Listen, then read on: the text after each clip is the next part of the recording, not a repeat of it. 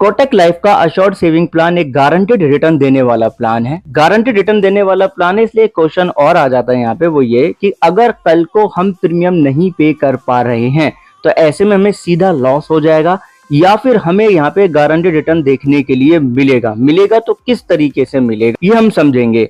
लेकिन उससे पहले एक चीज आपको रिमाइंड कर देता हूँ कि कोटक लाइफ के अशोर्ड सेविंग प्लान में अगर आप प्रीमियम पेमेंट टर्म को कंप्लीट नहीं कर पा रहे हैं या आगे प्रीमियम नहीं पे करना चाह रहे हैं तो ऐसे में दो ऑप्शन आपके पास में होते हैं। पहला कि आप पॉलिसी को सरेंडर करके सरेंडर वैल्यू ले लें, दूसरा कि पॉलिसी को as a reduce paid up policy के रूप में कंटिन्यू रखें जिससे कि आगे चल के आपको उसमें मैच्योरिटी बेनिफिट मिल जाए। और ये दोनों ही कंडीशन तब लागू होती है जब आपने कम से कम 2 साल तो प्रीमियम पे कर लिया होगा। अगर 2 साल प्रीमियम पे कर लिया होगा तो कौन सा ऑप्शन सही रहेगा आगे समझेंगे। हेलो एवरीवन, बहुत बहुत स्वागत है आप सभी का। आप देख रहे हैं यू द रियल। मैं हूं आपका अपना निजी सलाहकार अमित शर्मा। समझने के लिए हम यहाँ पे सीधा एग्जाम्पल लेते हैं। मानते हैं श्रीमान अमित जी हैं जिनकी आयु 39 साल की है। उन्होंने कोटक लाइफ का अशोर्ड सेविंग प्लान को 10 साल के पॉलिसी टर्म के साथ में 5 साल के प्रीमियम पेमेंट टर्म के साथ लिया। सालाना 50,000 रुपए का वो मात्र प्रीमियम पे करना चाह रहे हैं तो उनको यहाँ पे बेसिक सम अशोर्ड 2,57,567 रुपए का मिल जाएगा। अब मान रहे हैं कि श्रीमान अमित जी ने केवल 3 साल ही प्रीमियम पे किया, उसके बाद वो प्रीमियम नहीं पे करना चाहते हैं और पॉलिसी को सरेंडर भी नहीं करना चाह रहे हैं। तो ऐसे में रिड्यूस पेड अप पॉलिसी उनकी हो जाएगी क्योंकि 3 साल प्रीमियम पे कर लिया, 2 साल करना होता है मिनिमम।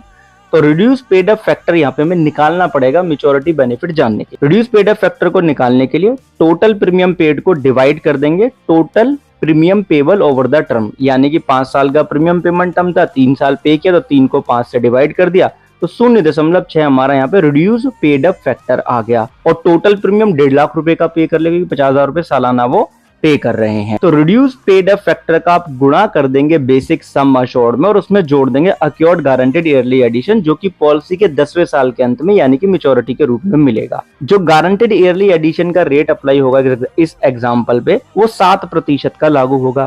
पहले साल जो प्रीमियम पे किया 50,000 का उसका 7% यानी कि 3,500। दूसरे साल फिर से प्रीमियम पे कर दिया 50,000 रुपए का, टोटल पेड प्रीमियम हो गया 1 लाख रुपए का। तो दूसरे साल पे जो गारंटीड एडिशन हो गया वो हो गया 7,000 रुपए का। तीसरे साल पे 1.5 लाख रुपए का प्रीमियम पे कर लिया तो 1.5 लाख रुपए का 7% हमने यहाँ पे निकाल लिया तो 10,500 रुपए का थर्ड ईयर पे हमारा गारंटेड ईयरली एडिशन हो गया। अब हम इसको जोड़ लेंगे तो 21,000 रुपए का अक्योर्ड गारंटेड ईयरली एडिशन ये हो जाता है। अब जैसे ही पॉलिसी का 10वां साल कंप्लीट हो जाएगा तो 2,57,567 रुपए में हम रिड्यूस पेड अप फैक्टर यानी कि 0.6 का गुणा करके उसमें गारंटेड ईयरली एडिशन के अमाउंट को जोड़ देंगे तो 1,75,540 रुपए 20 पैसे का अमाउंट इनको ये 10वें साल पे मिल जाएगा। तो इस तरीके से reduce paid up maturity benefit निकाला जाता है रिड्यूस पेड अप पॉलिसी के केस में। और हमें यहाँ पे ये भी पता चल गया कि गारंटेड ईयरली एडिशन केवल जब तक ही ऐड होता है जब तक हम प्रीमियम पे करते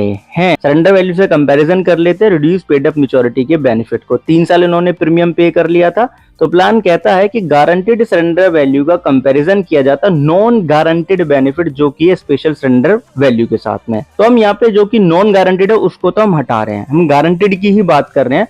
तो गारंटेड सरेंडर वैल्यू 62,977 रुपए का होगा जो इनको मिल जाएगा, जबकि reduce paid up maturity benefit 1,75,540 रुपए का मिल रहा था जो कि पेड प्रीमियम से ज्यादा। तो इस एग्जांपल से हमें बिल्कुल क्लियर हो चुका है कि अगर 5 साल का प्रीमियम पेमेंट टर्म है और 3 साल प्रीमियम पे करके हम पॉलिसी को रिड्यूस पेड अप पॉलिसी के साथ लेके जाते हैं तो हमें किस तरीके से रिड्यूस पेड अप पॉलिसी के मैच्योरिटी बेनिफिट मिलेंगे। अगर आप इसी तरीके से सभी इंश्योरेंस कंपनी के इंश्योरेंस प्रोडक्ट के इनसाइट्स जानना चाहते हो तो आप हमारे साथ जुड़ सकते हो क्योंकि हम लगातार इस तरीके की वीडियोस लेकर के आते रहते हैं। चैनल को सब्सक्राइब कर लीजिएगा और वीडियो को लाइक एंड शेयर करना ना भूलिएगा। आप सभी अपना ध्यान रखना। धन्यवाद।